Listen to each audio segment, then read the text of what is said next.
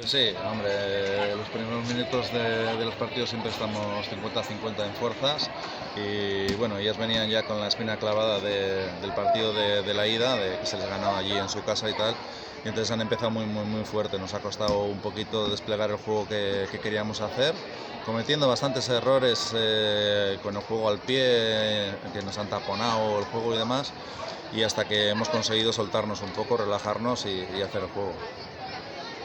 Aitor, como comentábamos también, bueno, al final, en los últimos 10 minutos del primer tiempo, ese inicio del segundo, ha sido donde realmente habéis conseguido 2 ensayos al final del primer tiempo, 2 nada más comenzar el segundo, y ya prácticamente habéis dejado de encarrilar el partido. Sí, bueno, en el vestuario hemos intentado corregir unas cosas que habíamos tenido en el primer tiempo. Les he comentado también que hay que empezar como se ha terminado la primera parte, y la verdad que sí, han salido enchufadas y ahí es donde ha marcado un poquito, se ha roto un poco el partido.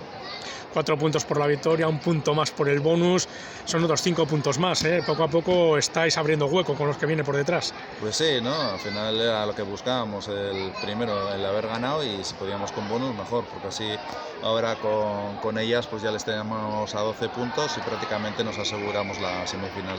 Además ahora 2 partidos fuera seguidos, ¿no? Los 2 que quedan esa segunda vuelta, primero en Burgos y luego en Valencia. Partidos el Burgos que ha caído de menos a más, y Valencia también un equipo bastante complicado.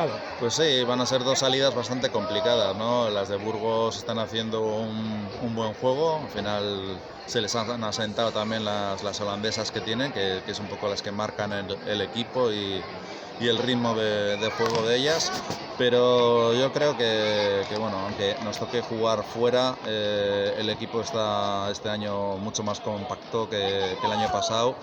Tienen las cosas claras y bueno, no temo más que a nosotras, que fallemos nosotras más que al contrario.